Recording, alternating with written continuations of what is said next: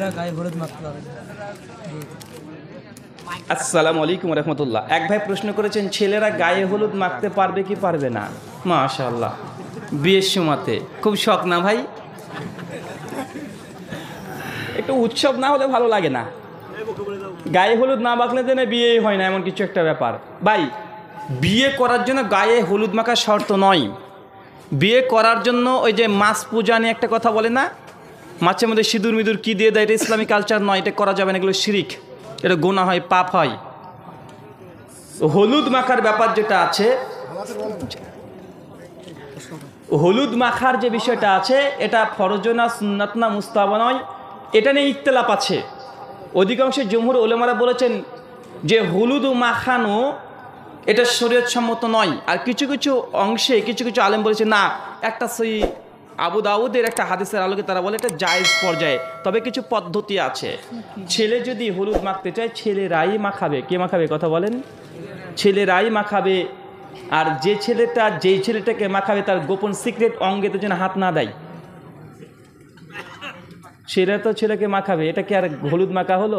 ভাবি এসে গটমট করে চেপে ধরে মেখিয়ে দিবে, এদিক ওদিক দিয়ে ঘষে দিবে, এই না হলো হলুদ মাখা নাকি? মানে এটা হচ্ছে শয়তানি ভাই। আমাদের প্রচলিত সমাজে দেখুন দেখা যায় যে বিয়ের দিনে গোসল করতে হবে ছেলেকে, মানে বরকে গোসল করাতে হবে। বর সেদিন গোসল করতে ভুলে যায়, পাড়ার যত ভাবিগুলো আছে সব এসে পানি ঢালে, লুঙ্গি টুঙ্গি ভিজে কোন দিকে কি যায় কে বুঝে না। ভাই এটা ইসলাম না, এটা নোংরামি, এটা নোংরামি, অবাধ কোনো মিলামেশা ইসলাম বৈধ নয়। ছেলেরা যদি হলুদ মাখতে চায় তার বন্ধুরা জাস্ট শালীনভাবে তাকে হলুদ মাখাতে পারে, জাস্ট শালীন হিসাবে তার হাতে মাখিয়ে দিল, তার কপালে মাখিয়ে দিল, জাস্ট এতটাই। মেয়েরা যদি হলুদ মাখতে চায় মেয়েরা মেয়েদেরকেই মাখাবে।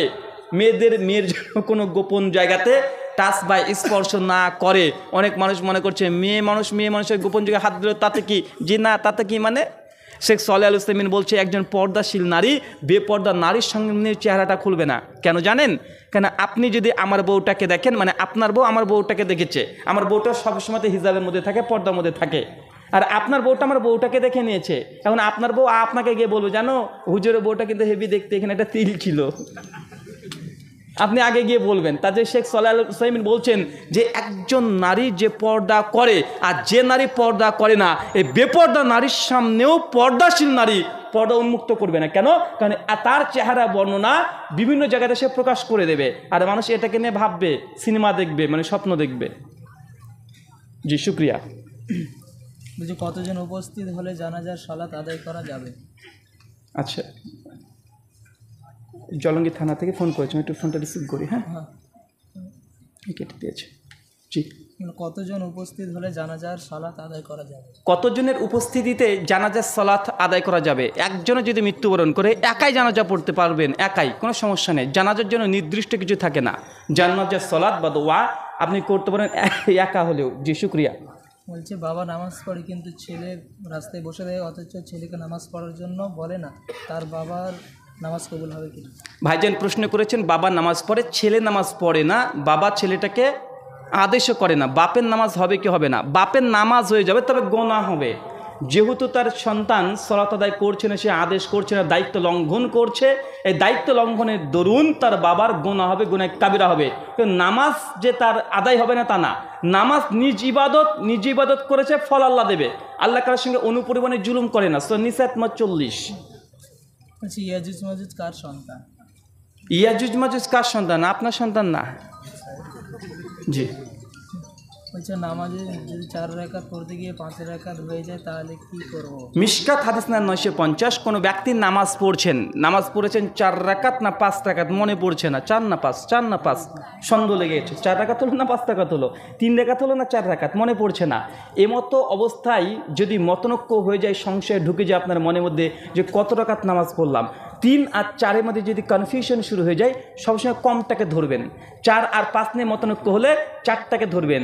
2 রাকাত না 3 রাকাত পড়লাম, যদি সংশয় হয়ে যায় তাহলে 2 রাকাতকে ধরবেন। কি ধরবেন বলেন তো ভাই? কম অংশটাকে ধরবেন।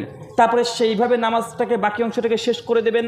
শেষ বৈঠকে বসবেন, আত্মিহাতু পড়বেন, দুরুদ পড়বেন, মাসুরা পড়বেন, মাসুরা শেষ সঙ্গে সঙ্গে পরপর দুটো সিজদা মারবেন, উঠে আর আত্মীয়ত দুরুদ মাসরা কিচ্ছু পড়ার দরকার নেই, আসসালামু আলাইকুম রহমতুল্লাহ বলে সালাম ফিরিয়ে দিবেন। অনেকে দেখা যায় আত্মীয়ত দুরুদ মাসরা পড়ে একদিকে সালাম ফিরিয়ে আবার দুটো সিজদা মারছে, আবার উঠে দাঁড়িয়ে আবার আত্মীয়ত দুরুদ মাসরা পড়ছে।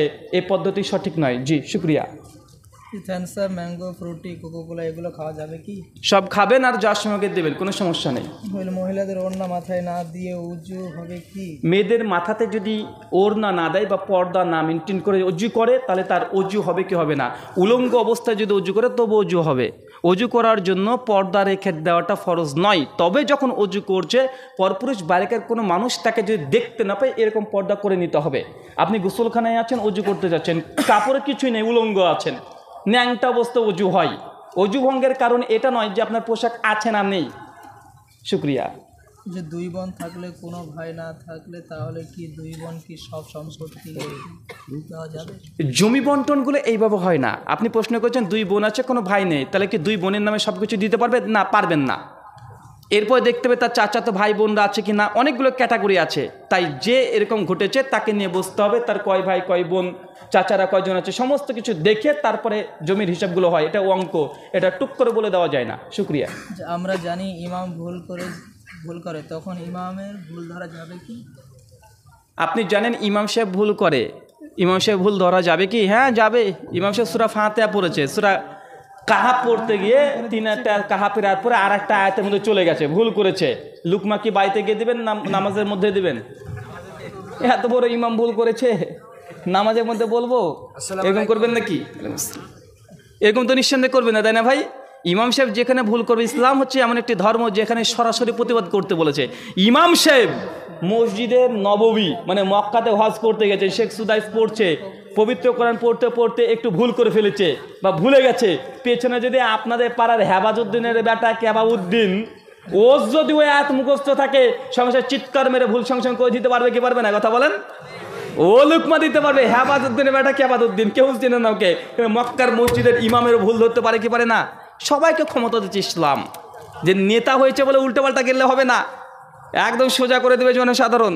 ওমর বিন খাত্তাব রাদিয়াল্লাহু তাআলা আনহু, তার ব্যাপারে ঘটনা আছে একাধিক হাদিসে, সিরাতের গ্রন্থে। ওমর বিন খাত্তাব রাদিয়াল্লাহু তাআলা আনহু একদিন ফতোয়া দিতে শুরু করেছে মেয়েদের ইসের ব্যাপারে। একটা মেয়ে চট করে দাঁড়িয়ে বলছে, মানে ওমর বিন খাত্তাব বলছে মেয়েদের মোহরানা যেন কমে দেওয়া হয়।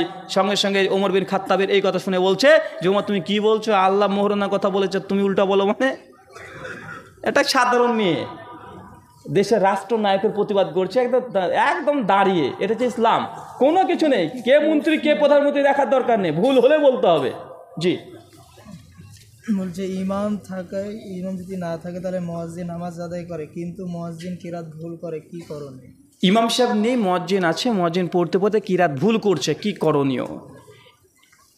সলাতের জন্য সবচেয়ে নির্ভরযোগ্য ব্যক্তি যে পবিত্র কোরআনকে সবচেয়ে বেশি হিফজ আছে এবং বিশুদ্ধভাবে পড়তে পারে, এ হচ্ছে হকদার। সহিহ বুখারী 608 নম্বর হাদিস। এখন যদি দেখছেন যে মুয়াজ্জিন ভুল করছে, এর চাইতে ভালো কেউ যদি থাকে তাহলে ওই মুয়াজ্জিনের ইমামতি করাটাই উচিত নয়, ছেড়ে দিতে হবে জায়গা। তুমি যোগ্য নয়, তুমি যোগ্য জায়গাতে যাবে না। যদি কেউ যোগ্য থাকে তাকে দিয়ে দিতে হবে। কথাকে বুঝতে পারছেন? আর সে জানে সে ভুলভাল পড়ায়, যোগ্য ব্যক্তি আছে তার পেছনে, তারপরে ভুলভাল পড়ায়, এটা উচিত নয়। বরং আল্লাহ নবী তিনি বলেছেন, সুনান আবু দাউদ তিরমিজির হাদিস, যে ইমামের ওপরে মুসল্লিরা বিরক্ত, সেই ইমাম যেন ইমামতি না করে। কথা কি বুঝতে পারছেন? তাই বিশুদ্ধ যদি কিরাত না থাকে আপনি সালাত আদায় করাবেন, এটা আপনার হক নয়। আর আপনি দায়িত্ব দায়িত্ব যদি পালন করতে না পারেন, এর জন্য আপনি গুনাহগার হবেন। জি শুকরিয়া। যে মানুষ মৃত্যুর পর 4 দিন 5 দিন থাকে, তাহলে তাদের কবরস্থানে হিসাব না হবে না? যেখানে মরে যাবে 5 দিন যেখানে অবস্থায় থাকবে সেখানে তার হিসাব না হবে? মানুষ যদি মৃত্যুর পরে 4-5 দিন বাড়িতে থাকে, ঘরে থাকে, ফ্রিজের মধ্যে রেখে দিয়েছে, এখন এই কি হিসাব কি শুরু হয়ে গেল? মানুষ মৃত্যুর পর থেকে হয়ে যায় বারজাক, অদৃশ্য। কবর মানে ওই গর্তটার নাম কবর না। কবর মানে মৃত্যুর পরে কিয়ামত পর্যন্ত যে টাইম, একটা সময়, একটা পিরিয়ড, এটাকে বলে কবর। কবর মানে মনে করছে গর্তটা, মানে মাঠে আপনাদের যেটা আছে গর্ত, কবরস্থান ভাবছেন ওটাই কবর। চাচা, ওটা কবর না। কবর আপনি মারা গেছেন, মারা যাওয়ার পরে থেকে শুরু করে কিয়ামত পর্যন্ত যে সময়টা চলছে, এটাকে কি বলা হয়? এটা হচ্ছে কবর, এটা হচ্ছে বারজাকি জীবন। তা আপনি ফ্রিজে থাকেন আর বাঘের পেটে থাকেন, আর জাহাজের ক্র্যাশের ফলে একদম দ্বিখণ্ডিত হয়ে গেছেন, কিছু পাওয়া যাচ্ছে না, এগুলো বিবেচ্য বিষয় নয়। এই পরকাল যেটা আছে, এটা হচ্ছে আপনার জন্য কবর। জি যে সুন্নাত নামাজ চলছে সেই সময় ফরজ নামাজের টাইম হয়ে গেছে এবং ইমাম সাহেব জামাতে ফরজ নামাজে দাঁড়িয়ে গেছে, তাহলে সুন্নাত নামাজ পড়া, আবার বলেন। সুন্নাত নামাজ চলছে সেই সময় ফরজ নামাজের টাইম হয়ে গিয়েছে এবং ইমাম সাহেব জামাতে ফরজ নামাজে দাঁড়িয়ে গিয়েছে, তাহলে যে সুন্নাত নামাজ পড়ছে তার করণীয় কী? সুন্নাত নামাজ পড়ছে, ইমাম সাহেবের ফরজ নামাজের ওয়াক্ত চলে এসেছে, তিনি ফরজে দাঁড়িয়ে গেছেন। সুন্নাত ব্যক্তি এখন কি করবে? সে সুন্নাত নামাজ যে অবস্থায় আছে, ইমাম সাহেব আল্লাহু আকবার এই তাকবীর দেওয়ার পূর্বে তাকে নামাজ শেষ করতে হবে, অন্যথায় যে অবস্থায় আছে সেখানে সালাম ফিরে দিতে হবে। সহিহ বুখারী, মুসলিম, আবু দাউদ, তিরমিজির একাধিক সহিহ সনদে হাদিস আছে, যদি ফরজ নামাজের ইকামত পড়ে যায় আর কোনো নামাজ নেই, শুধু ফরজ ব্যতীত। কথা কি বুঝতে পারছেন? শুকরিয়া। জি জি, তাড়াতাড়ি বলেন ভাই। আর আপনাদের কি আছে? যে দুই আকীদার স্কলার একজন আব্দুর রাজ্জাক বিন ইউসুফ বলেছেন সিজদায় কোনো মাতৃভাষায় দোয়া করা যাবে, কিন্তু মতিউর রহমান মাদানী বলেছেন যে মাতৃভাষায় দোয়া করা যাবে।